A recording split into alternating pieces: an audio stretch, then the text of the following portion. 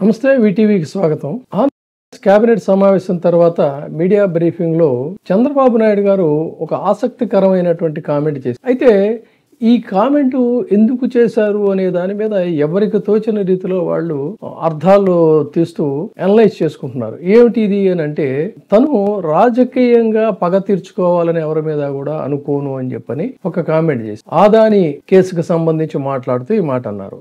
So Adani కేసుకు సంబంధించి ఆయన ఆ విధంగా అన్నారా? కాదు అన్నట్లయితే రాష్ట్రంలో జరుగుతున్నటువంటి పరిణామాల వల్ల కొంత విసిగిపోయి కోర్టుల నుంచి వస్తున్నటువంటి తీర్పులు కానీ, న్యాయస్థానాలు చేస్తున్నటువంటి కామెంట్స్ కానీ ఇవన్నీ చూసిన తర్వాత ఎవరిని ఆయన నిలువరించలేక ఇది తన మీదకే వస్తుందా, తన ఇమేజ్ని ఇంత సుదీర్ఘకాలం పాటు 4 దశాబ్దాలు పైబడిన రాజకీయంగా తన కెరీర్ మీద ఇది ఒక మచ్చగా మిగిలిపోతుందనే ఆవేదన ఆయనలో ఏమైనా మొదలైందా? దేనికోసం ఈయన ఈ కామెంట్ చేశారు? రాష్ట్రంలో జరుగుతున్నటువంటి ఈ తతంగం అంతా కూడా హింసాత్మకమైనటువంటి కక్ష సాధింపు చర్యలు, ప్రతీకార చర్యలకి ఇందులో చంద్రబాబు నాయుడు గారికి ప్రమేయం లేదని అన్యాపదేశంగా ఆయన చెప్పారా అనే దాని మీద అటు మీడియా వర్గాల్లోనూ ఇటు ఆ పార్టీలో ఇన్సైడర్గా టీడీపీలో కూడా దీని మీద ఆసక్తికరమైనటువంటి చర్చలు జరుగుతున్నాయి. అంటే ఏం మెసేజ్ ఇవ్వదలుచుకున్నారు?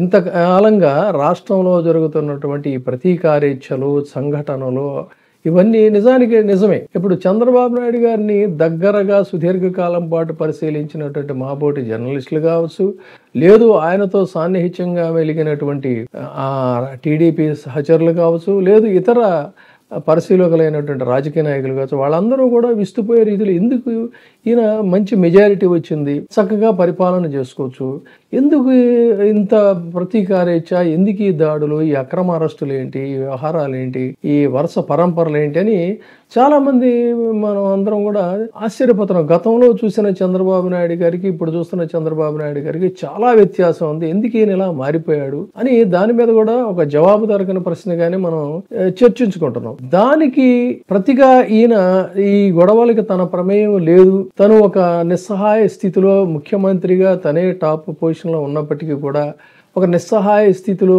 ఉండిపోవటం వల్ల ఇలాంటివన్నీ జరుగుతున్నాయా, వేరే వారి ప్రేరేపణని తను కాదనలేనటువంటి పరిస్థితిలో ఉన్నారా, అదే గనక నిజమైతే ఆ ఇద్దరు ఎవరు, ఆ ఇద్దరిలో ఎవరు? ఇది మనకి జవాబు దొరకాల్సినటువంటి ప్రశ్న. నిజంగా గనక ఆయనకి రాజకీయ పగ, ప్రతీకార ఇచ్చ లేకపోయినట్లయితే మరి అది ఉన్నది ఎవరికి, అవి చేయిస్తుంది ఎవరు అనేది ఈ కామెంట్ని బట్టి కొంత ఆసక్తికరంగా ఉంది.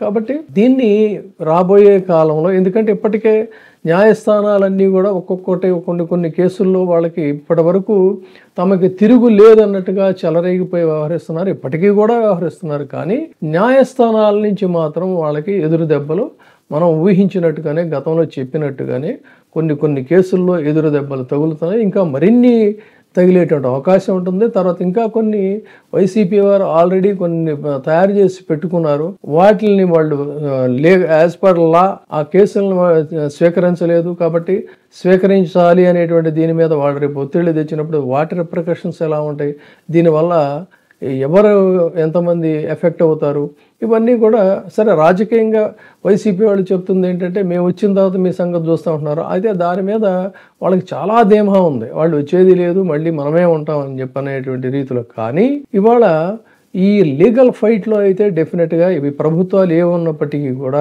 రాజ్యాంగేతర శక్తులుగా ఎవరు వ్యవహరించినా, రాజ్యాంగానికి అతీతంగా వ్యవహరించినా కూడా భారీ మూల్యం చెల్లించుకోక తప్పదు. సో ఈ ప్రాసెస్లోనే ఈయన పబ్లిక్కి ఒక మెసేజ్ ఇవ్వాలనే ఉద్దేశంతో ఈ తనకి రాజకీయ ప్రతీకారేచ్ఛ లేదు అనే మాటని చెప్పారా అనేది కూడా ఒక ఆసక్తికరమైనటువంటి అంశంగా దీన్ని చూడాలి.